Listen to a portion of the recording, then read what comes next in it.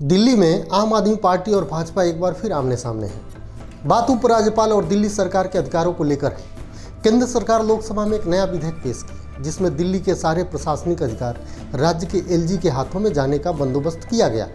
अगर ये बिल संसद में पास हो जाता है तो दिल्ली की चुनी हुई सरकार सिर्फ नाम मात्र की रह जाएगी। इस बिल को बीजेपी जहां दिल्ली के लिए जरूरी बता रही है तो वहीं दिल्ली के मुख्यमंत्री अरविंद केजरीवाल और डिप्टी सीएम मनीष सिसोदिया जनमत का अपमान बता रहे हैं। नमस्कार, मेरा नाम मंजूर अहमद है और आप देख रहे हैं तर्कस।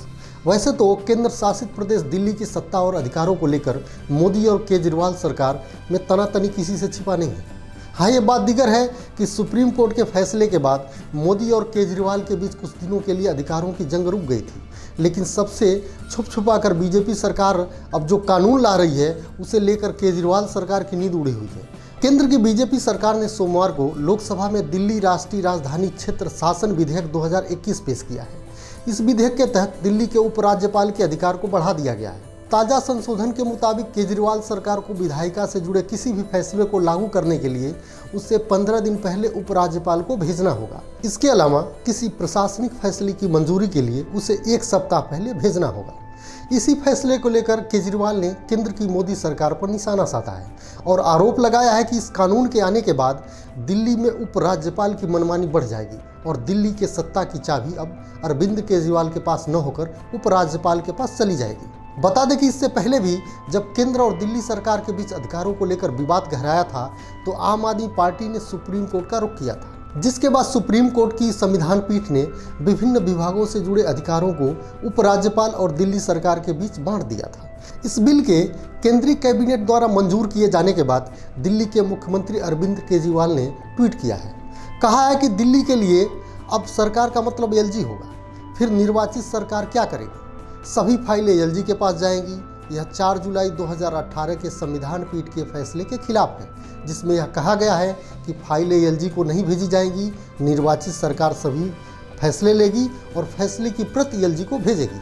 अरविंद केजरीवाल ने मनीष सिसोदिया के उस ट्वीट को भी रीट्वीट किया जिसमें दिल्ली के उप मुख्यमंत्री ने लिखा है कि बीजेपी आज संसद में नया कानून लेकर आई है। दिल्ली में उपराज्यपाल ही सरकार होंगे। मुख्यमंत्री मंत्री को अपने हर फाइल एलजी के पास भेजनी होगी। चुनाव के पहले बीजेपी का घोषणा पत्र कहता है कि दिल्ली को पूर्ण राज्य बनाएंगे। चुनाव जीतकर कहते हैं कि दिल्ली में एलजी ही सरकार होंगे।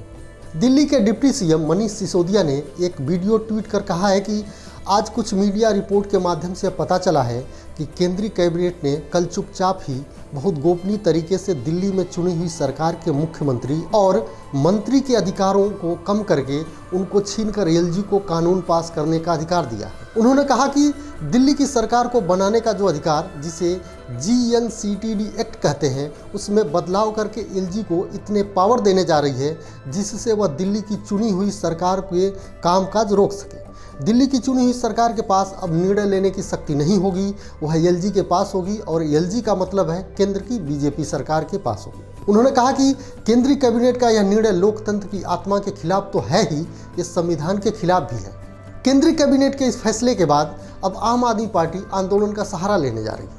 आम आदमी पार्टी ने कहा है कि बीजेपी के संविधान विरोधी कदम के खिलाफ पार्टी के सभी विधायक और कैबिनेट मंत्री 17 मार्च को जंतर मंतर पर एक विशाल प्रदर्शन करेंगे। बहरहाल आप और बीजेपी में इस विधेयक पर जुबानी जंग तेज हो गई। आपका आरोप है कि बीजेपी पर्दे के पीछे से दिल्ली में शासन करना चाहती है। दिल्ली विधानसभा और नगर निगम चुनाव में बीजेपी की करारी शिकस्त के बाद यह संभव नहीं हुआ तो वह चुनी हुई सरकार का अधिकार कम और उपराज्यपाल का अधिकार बढ़ाने का विधेयक लाई है।